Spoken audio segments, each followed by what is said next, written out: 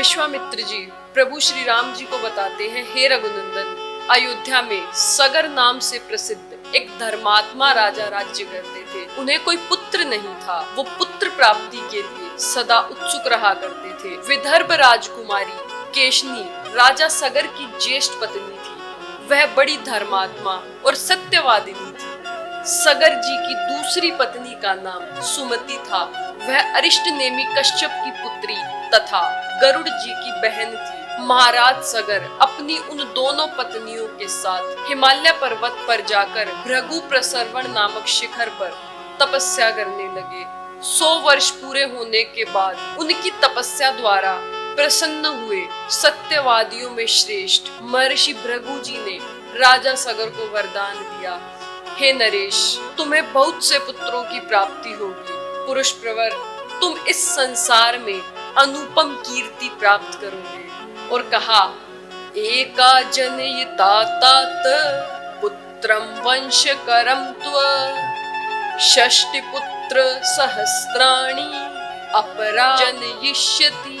तुम्हारी एक पत्नी तो एक ही पुत्र को जन्म देगी जो अपनी वंश परंपरा का विस्तार करने वाला होगा, तथा दूसरी पत्नी 60,000 पुत्रों की जननी होगी। महात्मा भृगु जब इस प्रकार कह रहे थे, उस समय उन दोनों राजकुमारियों ने उन्हें प्रसन्न करके स्वयं भी अत्यंत आनंदित हो उन दोनों से हाथ जोड़कर पूछा, हे ब्राह्मण, किस रानी के एक पुत्र होगा और कौन बहुत से पुत्रों की जननी होगी?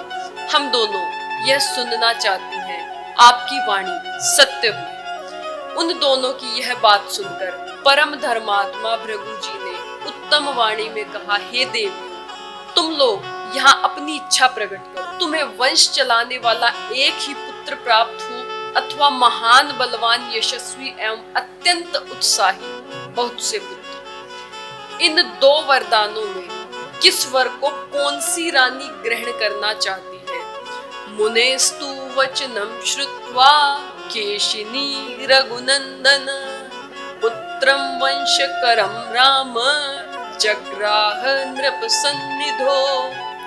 हे रघुकुल नंदन श्री राम, मुनि का यह वचन सुनकर केशनी राजा सगर के समीप वंश चलाने वाले एक ही पुत्र का वर ग्रहण करती है। षष्टि पुत्र सहस्त्राणि सुपर्ण भगिनी तदा महोत्साहन कीर्तिमतो जग्राह सुमति सुतान। जब गरुड़ जी की बहन सुमति ने महान उत्साही और यशस्वी 60,000 पुत्रों का जन्म देने का वर प्राप्त किया, रानियों सहित राजा सगर ने महर्षि की परिक्रमा करके उनके चरणों में मस्तक झुकाया और अपने नगर को प्रस्थान किया। कुछ काल व्यतीत होने पर बड़ी रानी केशनी ने सगर के औरस पुत्र असमंजस को जन्म दिया।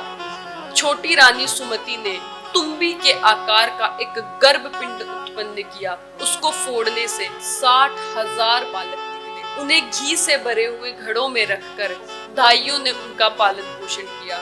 धीरे धीरे जब बहुत दिन बीत गए, तब वे सभी बालक युवावस्था को प्राप्त हो गए। इस तरह दीर्घ काल के पश्चात राजा सगर के रूप और युवावस्था से सुशोभित होने वाले 60,000 पुत्र तैयार हो गए। सगर का जो ज्येष्ठ पुत्र असमंजस था, वो बड़ा ही क्रूर था और मंदबुद्धि था। वो नगर के बालकों को पकड़कर सरयू जी के जल में फेंक देता और जब वो डूबने लगते तब उनकी ओर देखकर हंसता था। इस प्रकार पापाचार में प्रवृत्त होकर जब वह सत्पुरुषों को पीड़ा देने लगा और नगर वासियों का अहित करने लगा, तब राजा सगर ने उसे नगर से बाहर निकाल दिया। असमंजस के पुत्र का नाम अंशुमान था।